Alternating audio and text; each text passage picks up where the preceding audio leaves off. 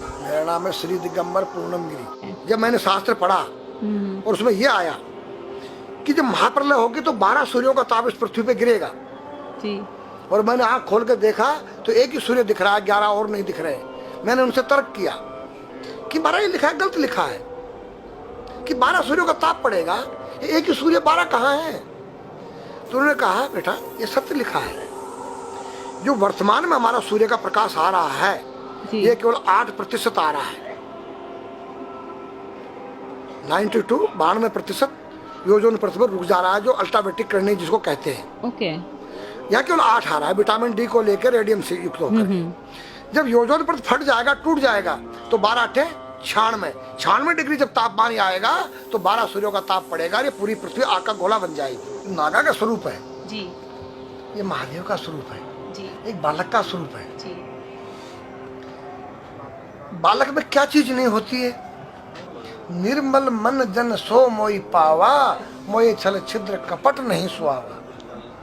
तो बच्चे के दिल के अंदर न काम है, न क्रोध है, न लोभ है, न मोह है, न मद है।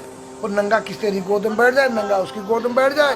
तो नागा का रूप एक बालक का स्वरूप होता है जिसके अंदर से विकार रहित हो जाए, उसका नाम नागा है, सन्यासी है, संन्यासमया, तीनों गुणों से रहित हो जाना। ये जो गांजा भांग है ये क्या करता है?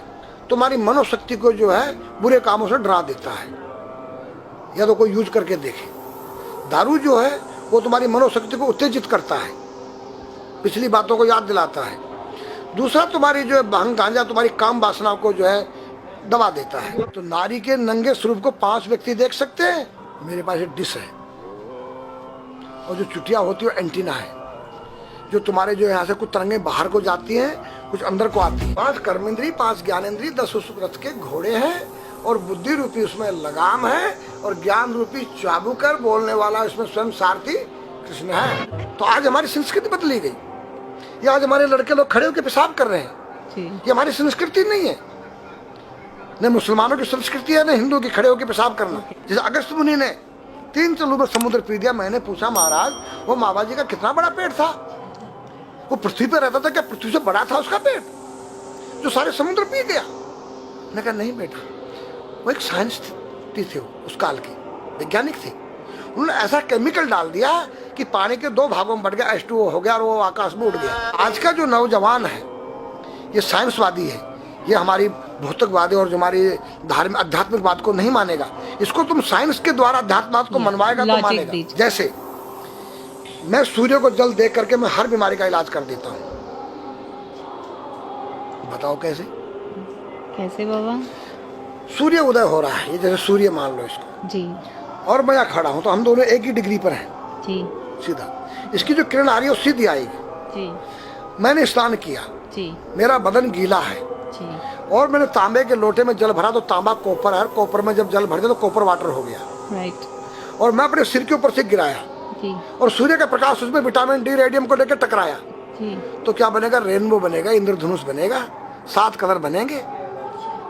जो हमारे 7 कलर सूर्य के 7 घोड़े हैं। अब उसमें जो हरा रंग है वो क्लोरोफिल का है, जो पत्तियों में पाई जाती है। विटामिन डी और रेडियम से लैस है। वो मेरे मस्तक पे, मेरी आंख पे, मेरे कंठ पे, मेरे हृदय पे, मेरे फेफड़े पे, मेरे लीवर पे, मेरे पित्त पे, मेरे आमाशय पे, मेरे गुर्दों पे जब वो गिरेगा क्या करेगा? ऐसे 6 रंग कलर और बचे हैं, बैंगनी है, ऑरेंज है, नीला है। तो ये क्या करेंगे? किस चीज के प्रतीक है? जब हरा रंग क्लोरोफिल का है और डॉक्टर कहता हरी पत्तियां खाओ, सब्जियां खाओ, उसमें आपको आयरन मिलेगा। तो अब वो जो विटामिन डी से जो हरा रंग पैदा हुआ है सूर्य की किरण से कॉपर वाटर में, वो क्या करेगा? कोई वैज्ञानिक बताए तो सही मुझे। एक अमेरिका का चेला है, एक रूस का है, वो मेरे भक्त बने हुए हैं। हरिद्वार में क्या वो कोई जल दे रहा होगा सूर्य को, वो भी अपने ऐसे से फेंक रहा है, मैं बैठा देख रहा हूँ ये क्या कर रहा है। मैंने उसको बुलाया तो मैंने यही फार्मूला उसको समझाया। वो मेरा शिष्य बन गया, बोला ओ ये तो साइंस। मस्तिष्क पर तिलक क्यों लगाते हो इस जगह पर? पहले लगता है पीला, फिर लगता है लाल, फिर लगता है सफेद। 3 कलर क्यों लगते हैं? काला क्यों नहीं लगता? चौराहे पे 3 बत्तियां हैं, जी देखा होगा जी। लाल क्यों है? फॉर डेंजर स्टॉप, खतरा है, या डेंजर, खड़े हो जाओ, खतरा है जी। पीला देखो, चलना नहीं है, हाँ, देखो रेडी रहो, देखो। और सफेद चल सफेद सफेद तो यहाँ है उसमें ना, हाँ चावल लगा रखे है ना मैंने हाँ सफेद, हाँ वहाँ हरा है। वहाँ हरा है, रेडी टू गो। गो या हरा गो है, जी। नहीं सफेद। अगर युद्ध हो रहा है, गोलियां चल रही है, सफेद झंडा लहरा दिया जाए। पीस, शांति का प्रतीक है। चावल ठंडा होता है, और हमारी यहाँ पर सुषुम्ना नाम की नाड़ी है, जी। लाल कलर है कि तुम इस योग सहयोग में आके तुम बैठ सकते हो कि नहीं। ये माहौल तुम्हारे योग्य है या नहीं। या जुआ चल रहा है, या शराब पी जा रही है, क्या तुम बैठ सकती हो? देखो पीला कलर है, देखो, आना नहीं जाना नहीं, देखो। ओ खतरा है या ठीक नहीं है, चलो। और सफेद शांति, जी। क्या यहाँ शांति है, बैठ सकते हैं। तो ये हमारी जो है संस्कृति में एक वैज्ञानिक है।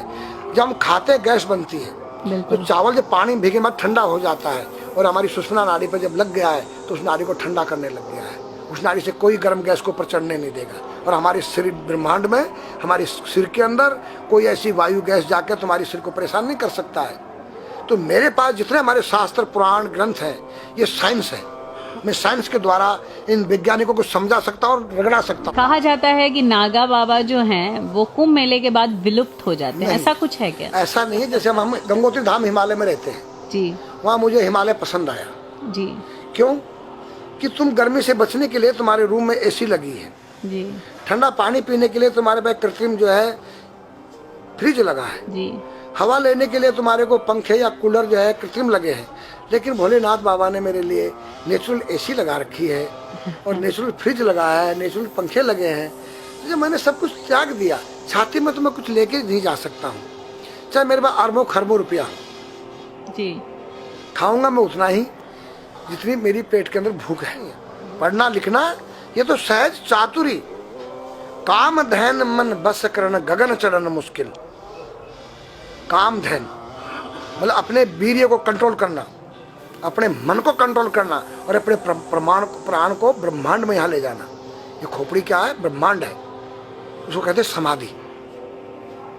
सारे शरीर के प्राणों को इकट्ठा करके इस ब्रह्मांड में मस्तिष्क में ले जाके बैठ जाना, जिसको ब्रह्मरंध्र कहते हैं, उस गुफा के अंदर। ये 3 वस्तु मुश्किल है, बाकी सब आसान है। अपरिग्रह मतलब उतना रखो जितना तुम्हें आवश्यकता है, अधिक मत रखो।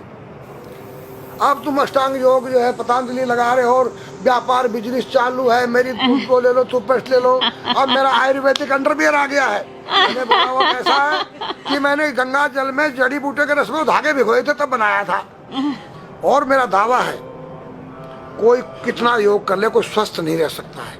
क्यों? खान पीन तुम्हारा केमिकल, वायु में तुम्हारा केमिकल, पानी में तुम्हारा केमिकल। अब जो तुम आरओ का पानी नहीं पी रहे हो, उसके पानी के गुण ही नष्ट हो गए सब। उत्तर को सिर करके सोना क्यों मना किया है साइंस ने? हमारे शास्त्र मना करते हैं। हम उत्तर को सिर करके सोएंगे, दक्षिण को पैर करके। हम जब उठेंगे तो हमारी दृष्टि कहाँ? दक्षिण की तरफ जाती है। दक्षिण में यम का वास होता है।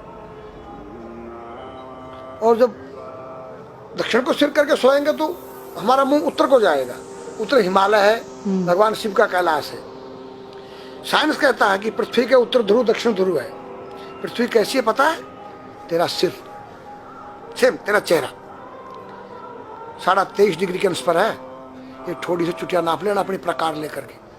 तुम भी नाप लेना, तुम भी नाप लेना, मैं भी नाप लूँ चाहे। ये थोड़ी सी चुटिया 90 पर नहीं है, ऐसे तिरछी झुकी हुई है। ये चुटिया, ये थोड़ी है 66.5 डिग्री का कोण बनाती है। तो ये जो चुंबक मैग्नेट पावर है, उत्तर से नॉर्थ से साउथ तक, हम जब सिर उत्तर की तरफ करेंगे तो ये नॉर्थ है, वो नॉर्थ है। नॉर्थ को नॉर्थ धक्का मारेगा तो तुम्हारे दिमाग में और तुम्हारे हार्ट में डिस्प्लोजन होगा और बैलेंस बिगाड़ेगा। इसलिए साइंस में कहता है कि उत्तर की ओर सिर मत करो, और हमारे शास्त्र भी कहते हैं कि उधर मत करो, नीचे उधर दक्षिण की तरफ यम का वास है, उनकी तरफ दृष्टि पड़ती उठते ही। मतलब एक कहने का फर्क है, एक चीज एक ही है। आज हमारे पास योग की विद्या थी, वो गायब हो चुकी है।